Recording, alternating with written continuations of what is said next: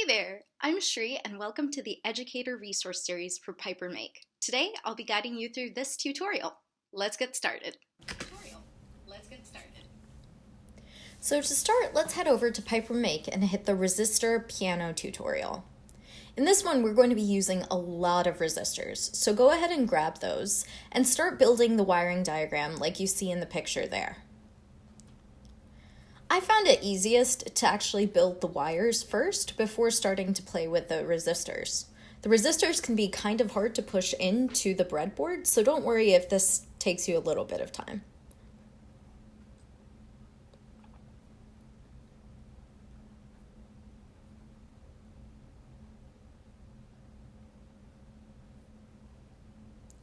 You're going to need 9 resistors for this tutorial, so make sure you have all of those on hand before you start.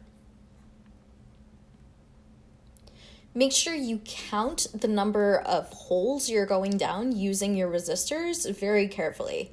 Even one hole off will set off the entire thing and it won't work.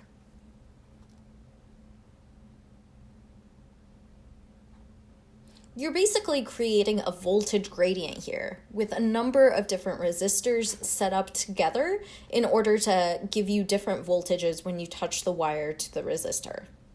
That's going to be interpreted as different sounds, allowing us to play, well, a piano.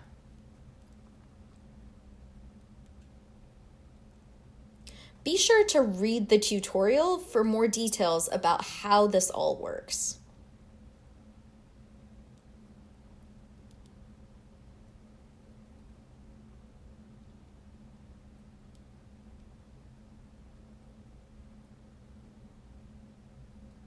And again, no shame if it takes you a little bit of time to put those resistors in. There's a lot of them, and they're very small, so they can be hard to handle.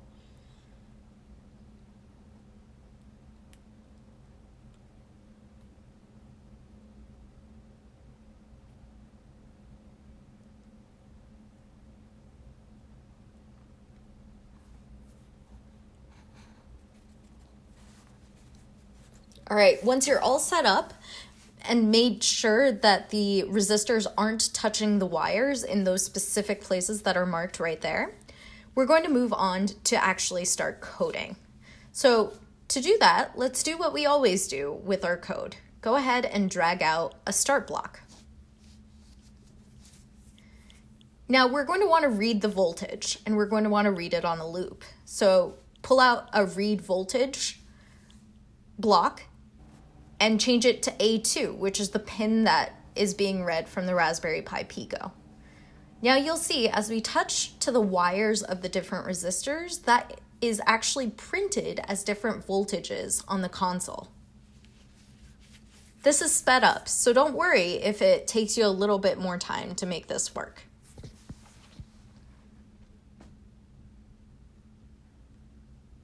Since the power source is 3.3 volts, when the wire isn't connected, you'll see 3 volts.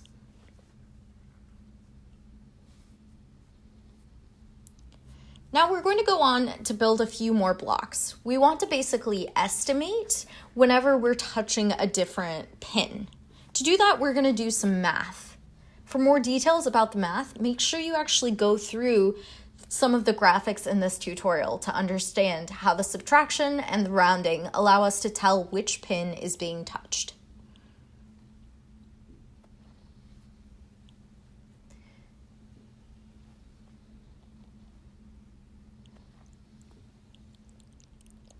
Now we're basically going to set a variable that allows us to use each resistor as a different note. To code that list, we're actually going to do a long list of different notes.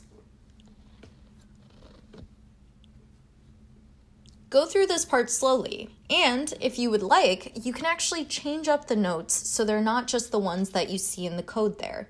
Make them B, A, G, or any other notes that you would like for whatever tune you want to play at the end.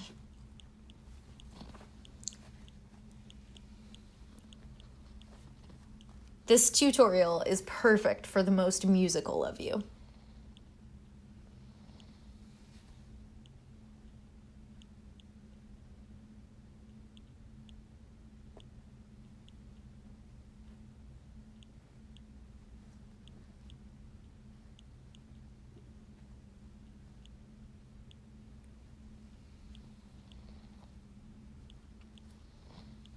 keep in mind that the order here actually matters. The order that the notes are presented in this list are the order that the different resistors are going to play these notes.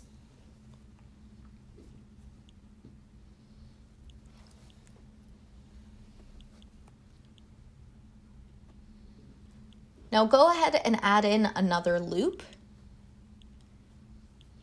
that will allow you to actually play the different notes using the resistors.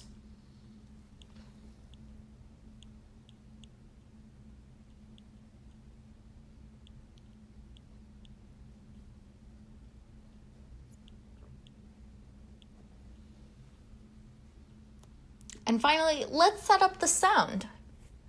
Using that sounds menu, drag out the play sounds block and then set up this block so that it actually pulls a note from that list that you set up at the beginning in order to actually play the correct sound. Keep in mind that we've defined two variables here. The note played, which is that single variable that tells you which resistor is being clicked, and the note list, which is a different class of variable, but contains all of the different notes that we want the resistors to refer to. Ready to go? Let's give it a shot.